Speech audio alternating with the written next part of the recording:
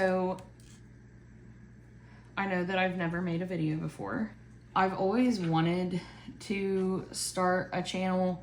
Recipes aren't necessarily healthy per se, or something that you would eat on a weight loss journey, but in my mind, you know, everybody has their own way of losing weight. This is the best way for me, is not to limit myself, because I do suffer from binge eating, and I haven't been big all my life. I just, between hormonal birth control and then my bad eating habits, I just ended up being overweight, and you know, I did this to myself and I am mad about it. But what really made me start was that my therapist and my counselor, so I guess my therapist kind of is my counselor, I guess. I don't know how, honestly, all that is like classified, but she wants me to start keeping a food log, and I see her for so I have binge eating disorder, and then I also have aspects of bulimia in it, because I will binge so much that I will make myself purge, and I'm kind of coming to realizations of why I am the weight that I am, and why you know, I have an addiction to fast food, and a fast food addiction is just like any other addiction. You know, it hurts the people around you. It you know, it's something that you have to take step by step and day by day. So if making something that I want at home, even though it's not necessarily like the healthiest food, sorry, I have to stir the pasta, but is it still recording? Yes. You know, making food at home is what is important to me right now. I do limit my portion size, and I do track my food. But I think that having an outlet to talk about how I'm feeling, or, you know, if I do have a lapse and eat something I'm not supposed to eat, like, I want to be able to have a place where I can go and talk about it. And, you know, maybe somebody, oh shit, I mean, shoot, I don't cuss in front of my mom, so not that I ever think my mom would see this video, but if you did, you didn't hear what I just said. Anyway, so I thought, what better way or time to start on this than now? And like I said, not every recipe that I make is going to be really, really healthy. I'm an extremely picky eater, which also doesn't help, because, you know, fast food is quick and easy, and it's, you know, accessible, honestly. Like, it's just, my husband works out of town, and honestly, like, it's the easiest. Oh God, why do I keep doing that? Ugh. Anyway, it's just the easiest to access, and it sucks, but that's just how the world is nowadays. It just is what it is. And so, you know, there's things that I've had to come to terms with. I am embarrassed with the way that I look. I'm embarrassed for my family. You know, one of the major things that I've talked about with my therapist and my counselor is the fact that I feel like my niece and nephew are going to get made fun of because of my weight. And that is a harmful way for me to think. But I mean, the best thing about therapy is that, and you know, my counselor, I feel like I can truly be 100% honest with her, no judgment, you know, and my niece and nephew have never ever brought up my weight, and I have multiple nephews and nieces, but my two that are older, they're in sports, and you know, they're at that age where kids start to notice, you know, like, Annie Kate's fat, and like, why is she that size? Or so I don't want them to get bullied because they have a bigger aunt. But I also am trying to lose weight so that I can have children with my husband. We've been married since 2018. We've been together since high school. So, you know, he's seen me at my highest and my lowest, and always stuck with me through everything. And I love him for that. But, you know, having to admit that I did have a fast food addiction was hard. And I'm not saying that, I'm not downplaying any addiction, because every addiction is hard to handle and hard to cope with and hard on the family. But I,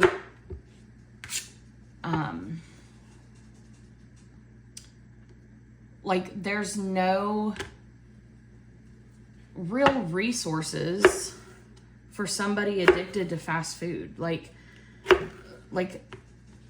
to my knowledge, I haven't ever found a rehab that somebody with fast food addiction can go to. And essentially, it just has like just as much addictive qualities that, you know, every other, like addiction has. But there's not really a whole lot of resources. And then I found myself, whenever I started gaining my weight after I graduated high school, I started thinking to myself, okay, like, you gain some weight, it's what, 20 pounds? Like, you're not going to let yourself get to 200. And then I got to 200, and I was sad about it, but you know, I was motivated to lose weight, and then I dropped the ball, went to nursing school, I got married, and when I got married, I think I weighed like 250, and I had told myself at one point that I'd never get there. I wanted to be a beautiful bride on my wedding, and I did feel beautiful, but you know, I do have regrets looking back, because I don't feel like I looked the way that I had always envisioned me looking, just because of my weight. But it was still a beautiful wedding. You know, I got to marry my best friend, and, you know, but then, I broke my ankle at work, which was a whole thing. And then, one thing led to another, and I ended up at 300 pounds. And I told myself I'd never get to 300 pounds. And then I went through a lot of depression, more binge eating, and I ended up, my highest that I've ever been is 364. I'm 29 years old. I want to be a mom. And that's my health is obviously, like, I want to see my niece and nephew grow up, and I want to be there for them, and I want to live a long and happy life, and I'm not going to be able to do that the way that I'm living. So right now I am currently 314, so, you know, down 50 pounds, but at the age of 29, I wear CPAP to sleep. And I'm just being transparent.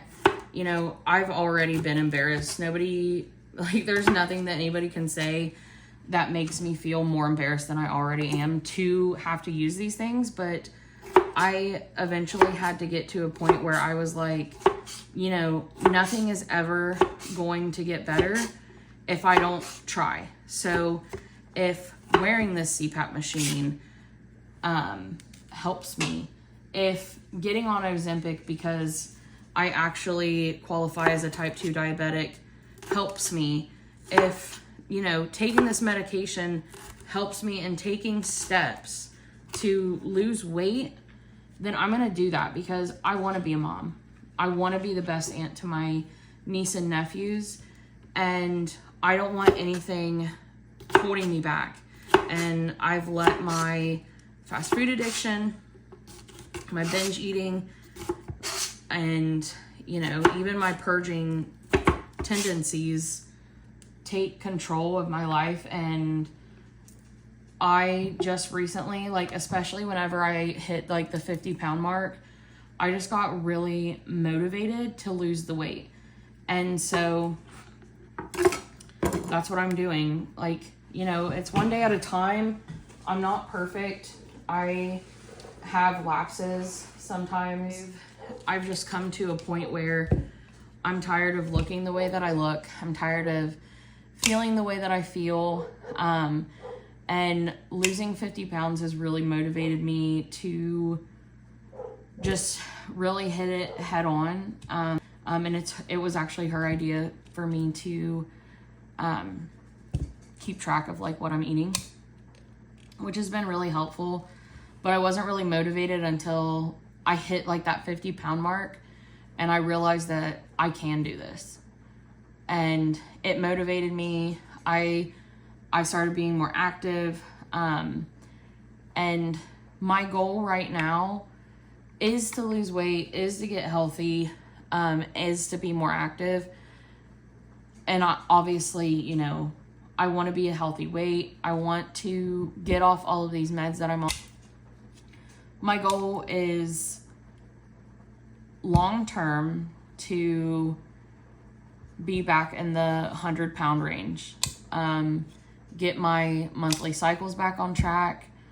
And